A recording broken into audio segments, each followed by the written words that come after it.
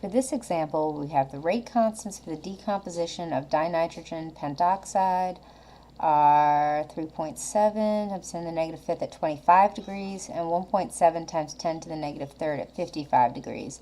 And we're being asked to calculate activation energy. So we only have one equation for activation energy, and that's the Arrhenius equation. And it looks like this. Natural log of rate constant 2 over rate constant 1 equals negative the activation energy divided by R times 1 divided by temperature 2 minus 1 divided by temperature 1. Now, it doesn't matter which set of these conditions you decide to put as condition 1 or condition 2, as long as you keep the pairs together. So I'm going to set this pair as condition 1 and this pair as condition 2. Okay? And the other thing I'm going to do here, R. We know that R is the ideal gas constant. Anytime you're using R in a formula that involves energy, the form of R you want is the one that has joules in the units. So this is the form of R we're going to be using.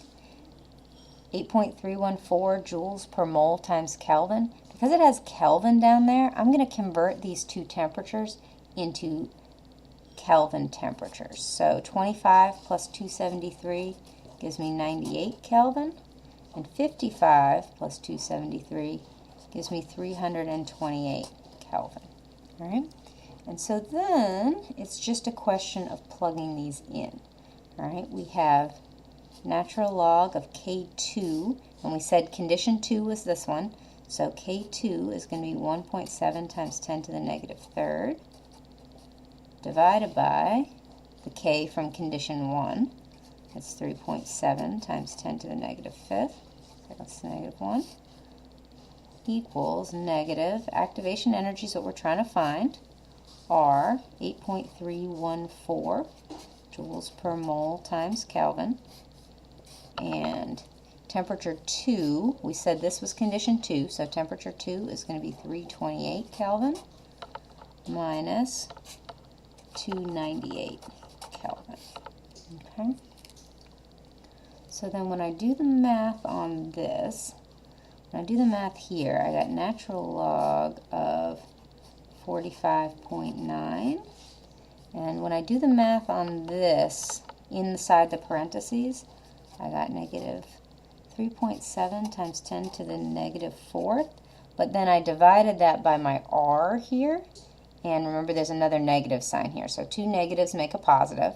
And I'm dividing this number by the 8.314. And so now I get 0.69 times 10 to the negative fifth activation energy. And I said these sorts of problems, they're really just plug and chug. They're not that difficult conceptually, but these are complicated equations and they take some practice. So you should be trying to, as you're watching this video, try to put the numbers in your calculator, make sure that you can get what I'm getting on these. Right?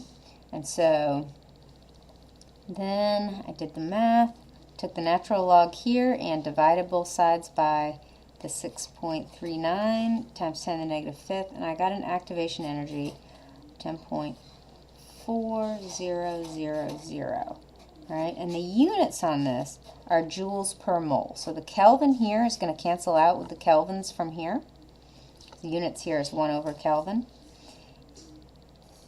So what remains, and then inverse seconds and inverse seconds cancels, what remains for units is joules per mole from that ideal gas constant. So this question asked for kilojoules. So we've got to do one more conversion. In every 1 kilojoule, there are 1,000 joules. So I'm getting 104 kilojoules per mole. So that's our activation energy for this reaction.